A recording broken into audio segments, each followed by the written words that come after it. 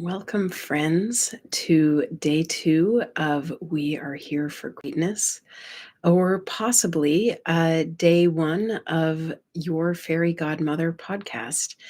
Um, as is the case with the creative process, um, each day is bringing something new, and I had an insight just earlier today that perhaps the name of my podcast is not We Are Here for Greatness, but in fact, the Daily Fairy Godmother or your Daily Fairy Godmother. So I'm exploring, and you are with me in this exploration. One of the ways that we can really keep ourselves trapped is by um, attaching to being consistent or doing things in a particular way, or getting attached to a given idea and really sticking with it. And of course, sometimes that's a gift. This is one of those beautiful paradoxes of life where sometimes it is a gift to be consistent, to be able to show up and practice every day is incredibly powerful. But in other ways, consistency can be a trap, a hobgoblin of little minds, as some great thinker from the past, whose name I do not know in this moment, said. So that is a really wonderful way to tap into the power of paradox, as I mentioned yesterday, the way that seemingly contradictory things can be true at the same time. So, consistency, super valuable. Consistency, also a trap. Another trap that we are going to be talking about today is the trap of perfectionism.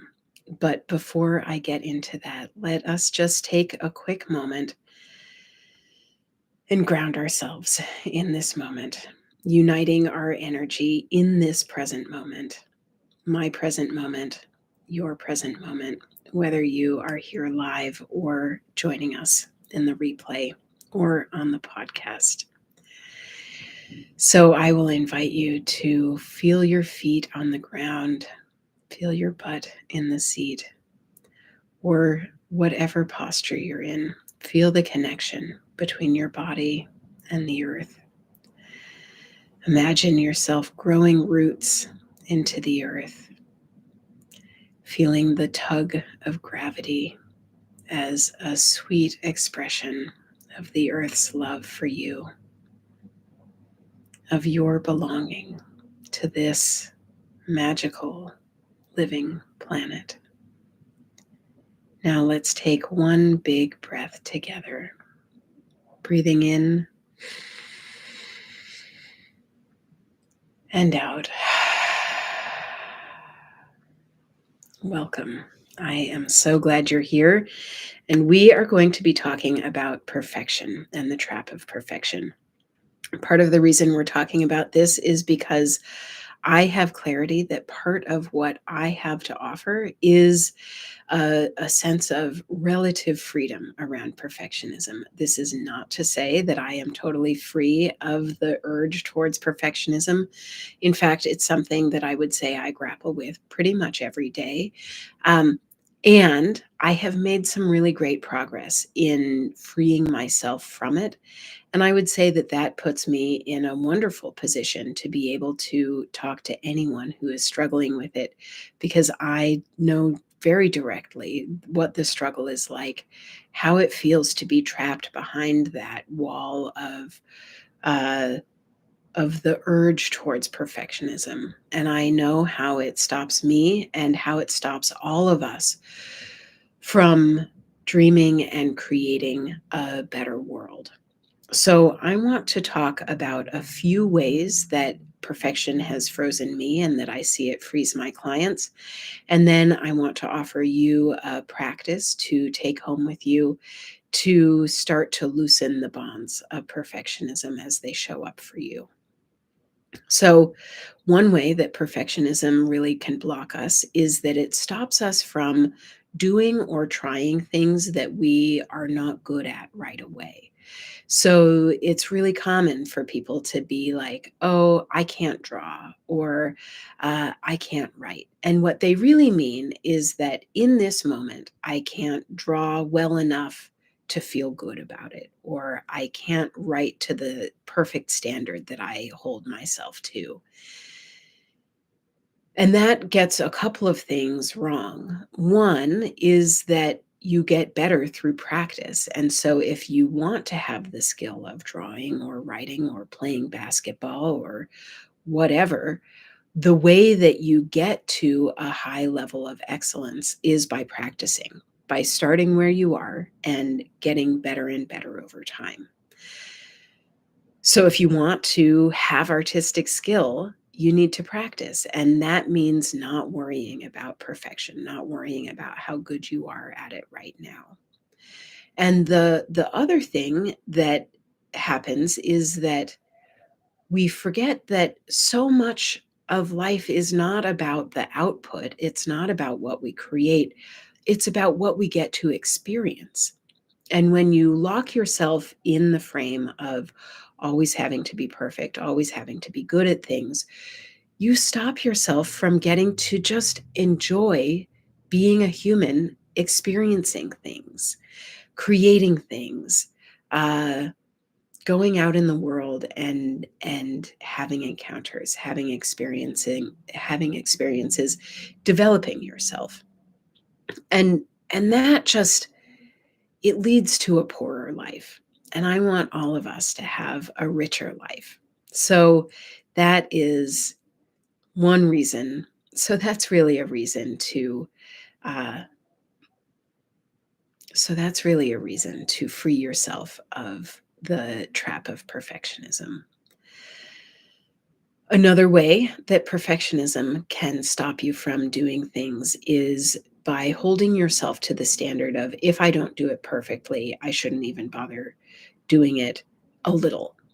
So this is not necessarily about a skill, but it might be about something that you feel like you should do or you want to do, like starting to meditate, right?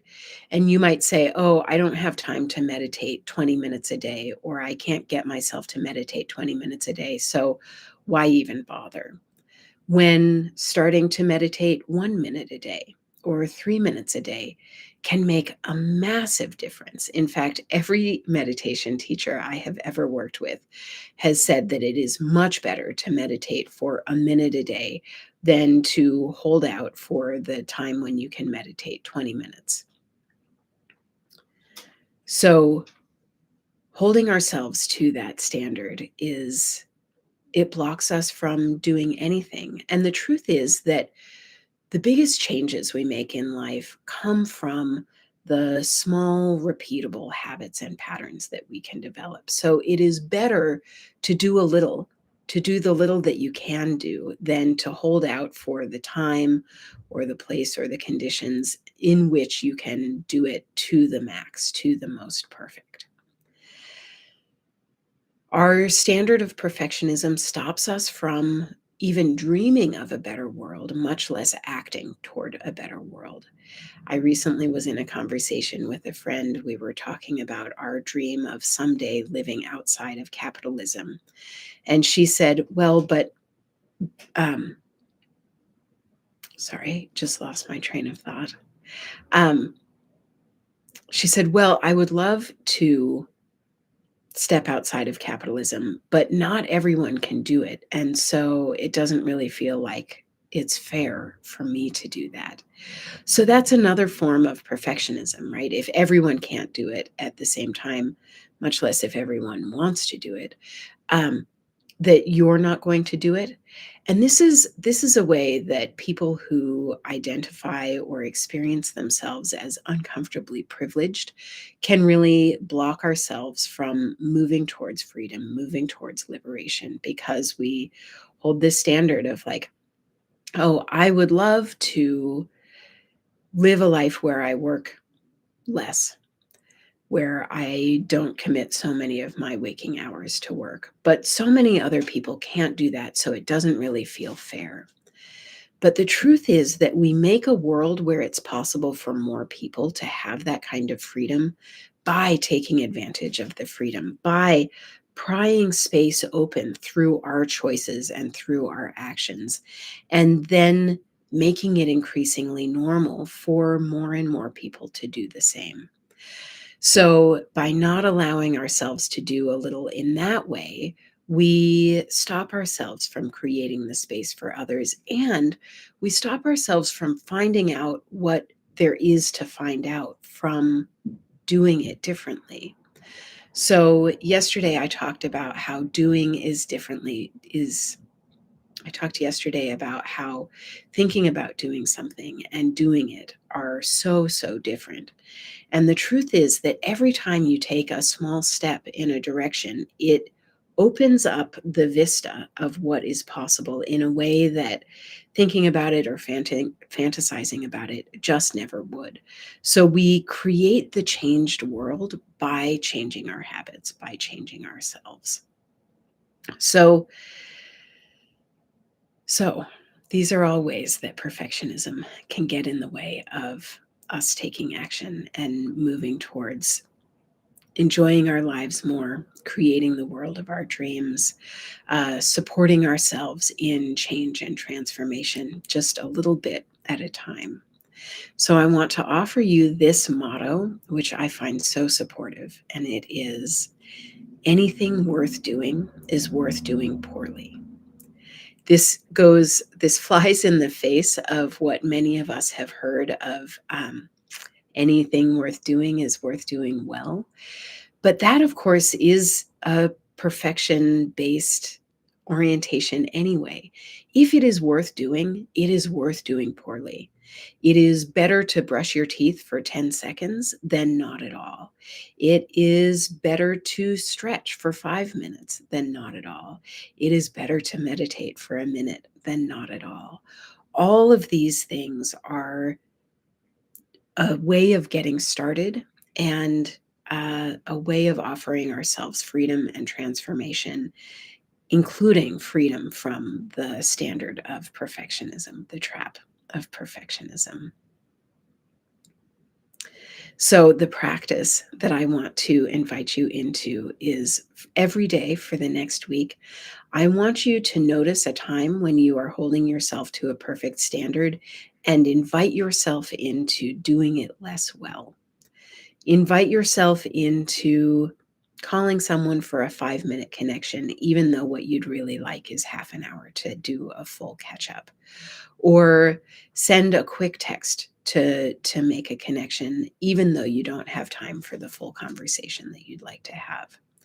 Or you have a collaboration that you'd like to do with someone, but you want to put together a full proposal before you do. Offer yourself the freedom of, let me just start the conversation. Or you have a difficult conversation with someone in your life that you need to have, and you don't know how to do it perfectly. You've been holding out. Let this be your sign to just get the conversation started. If you wait until it is perfect, you might never do it.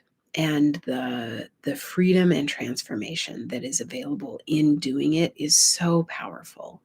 So I want you to try that. I want to hear how it goes. And I hope that you will join me tomorrow for the next episode of Your Daily Fairy Godmother.